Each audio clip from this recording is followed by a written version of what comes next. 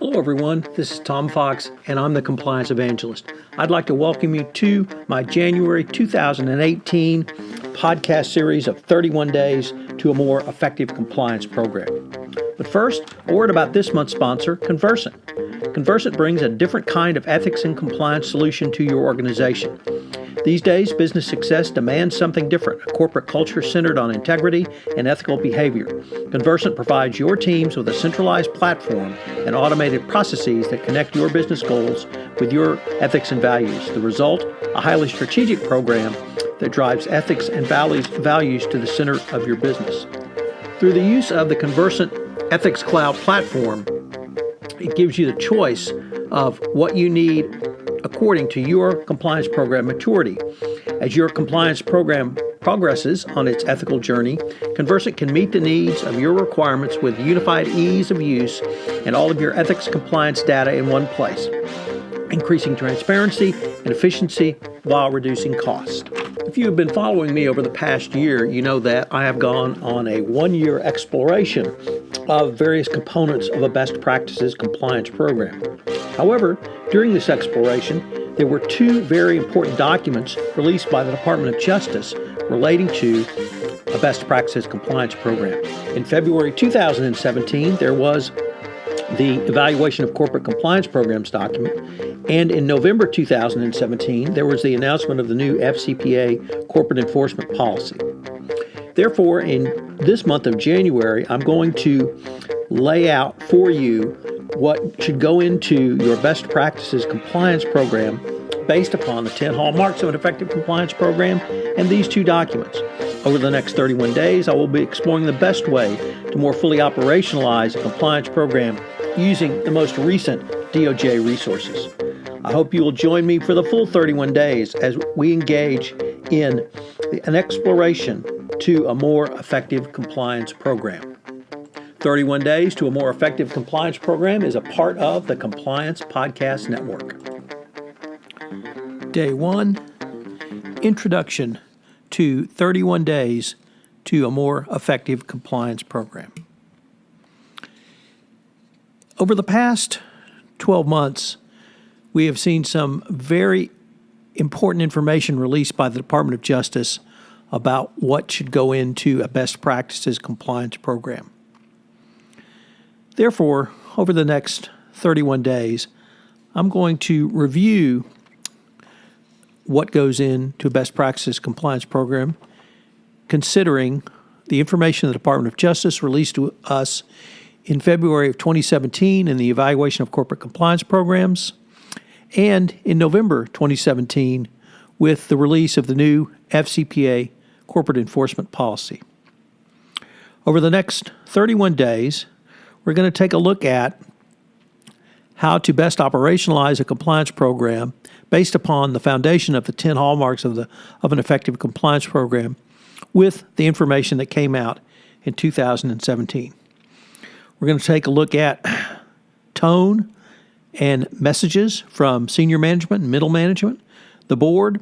We're going to take a look at the backbone of your compliance program, written standards, codes of conduct, policies and procedures, and internal controls.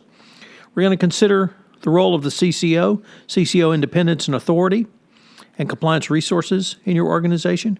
We're going to talk about communication, 360 degrees of compliance communication, use of social media, and effective training. We're also going to talk about behavioral issues, such as financial incentives for compliance, the fair process doctrine. We'll turn to the continuing bugaboo of most compliance programs, third parties, and look at risk basing your third parties. How do you manage third parties? And the 5-step process of third-party lifecycle management. We'll consider your confidential reporting and hotlines, how to properly scope investigations and using investigation results going forward. We'll consider continuous monitoring and improvement through monitoring, auditing, and testing. We'll look at what's required by the Department of Justice in the area of mergers and acquisitions. At the end of the month of January, you will have some of the best information, most current information, and most useful information available to you for creation of a best practices compliance program. For every compliance practitioner and compliance program, 2017 was a significant year. I've talked about the two most important documents which were released, the Evaluation of Corporate Compliance Programs, authored by Wei Chen, and then the new FCPA Corporate Enforcement Program, announced by the Department of Justice in November. This new policy incorporated the 10 hallmarks of an effective compliance program and as a continued best practices and added new information on the DOJ's expectations for a more fully operationalized compliance program.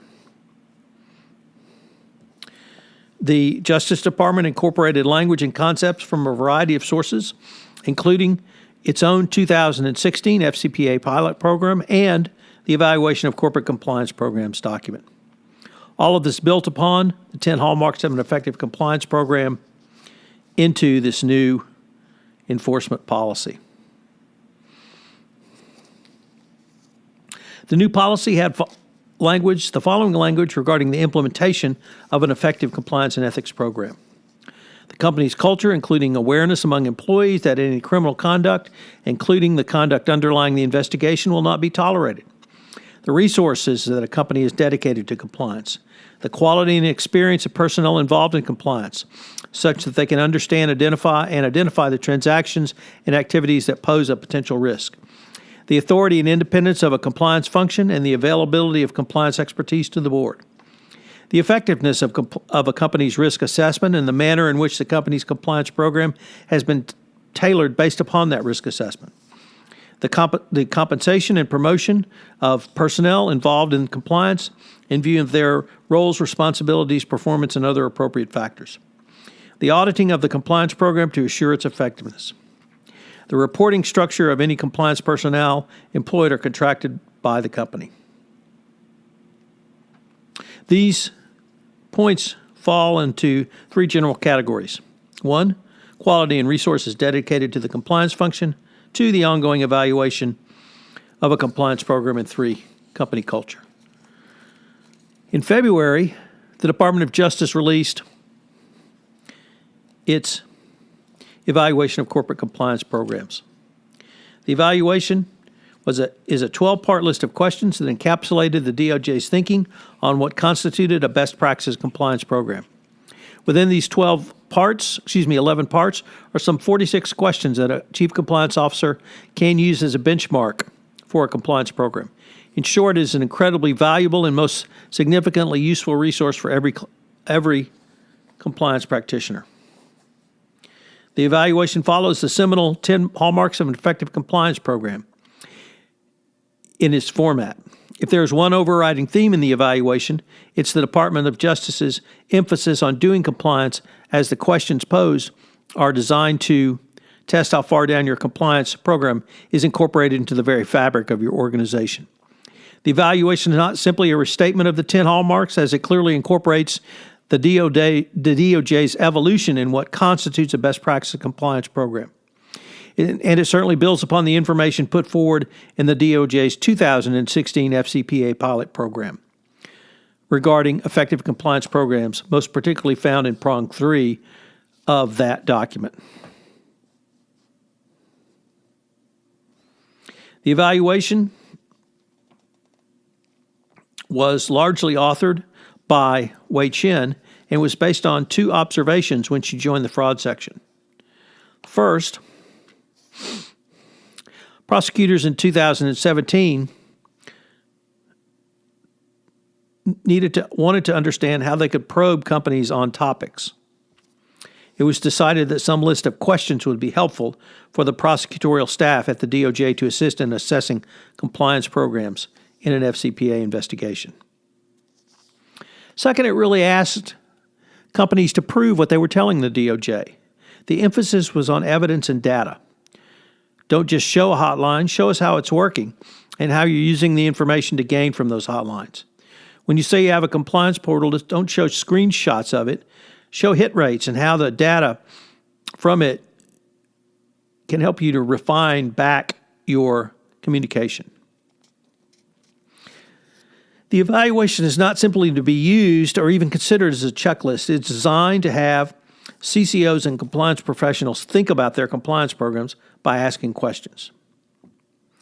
Wei Chen believes that questions invite people to think. Her goal, at least one of her goals, was to get people to not only measure their results, but see how it's working. And she hopes that this would get people to ask questions about their compliance program. The evaluation also added a new component of a root cause analysis because it was believed that it's important that companies begin by looking at what happened. This really drives everything in terms of their presentation to the Department of Justice. The first root cause analysis set of questions is ones that require the company to manifest the risk that the compliance officer sees. If a company can't pay full attention to its small failures that result, then how are you going to deal with the larger failures? The evaluation also required compliance practitioners to consider the structure of their compliance program and how it interrelated to their company's risk profile. In other words, how well is the compliance function operationalized? These two documents, the evaluation of corporate compliance programs and the new FCPA Corporate Enforcement Policy, have laid out what compliance practitioners need to put into their compliance programs. Over the next 30 days, I will be exploring the best ways to more fully operationalize a compliance program using these two 2017 resources, which build upon the 10 hallmarks of an effective compliance program.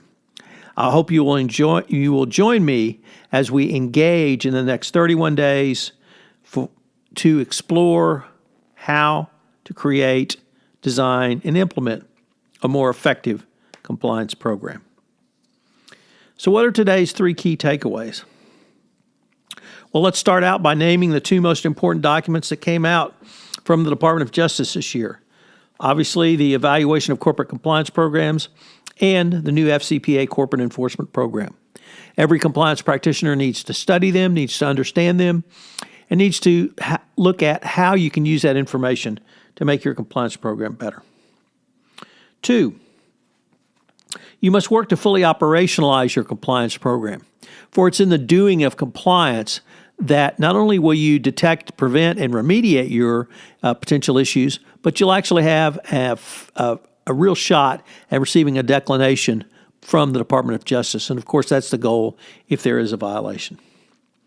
And then finally, number 3, even with this new information from the Department of Justice, you must always remember the 3 most important things in any best practices compliance program are document, document, document. Whatever you do, you must document your actions going forward. This is Tom Fox. Thank you very much for joining me on day 1 to 31 days to a more effective compliance program, and I hope you will join me tomorrow for day 2. This is Tom Fox again. Thank you for listening to this episode of 31 Days to a More Effective Compliance Program, sponsored by Conversant. I hope you will join me tomorrow and indeed for the entire 31 days in January, while I will be exploring the best way to more fully operationalize your compliance program using the most recent resources the Department of Justice has communicated to us, the evaluation of corporate compliance programs and the new FCPA Corporate Enforcement Policy. This is Tom Fox. Thank you again for listening. 31 Days to a More Effective Compliance Program is a part of the Compliance Podcast Network.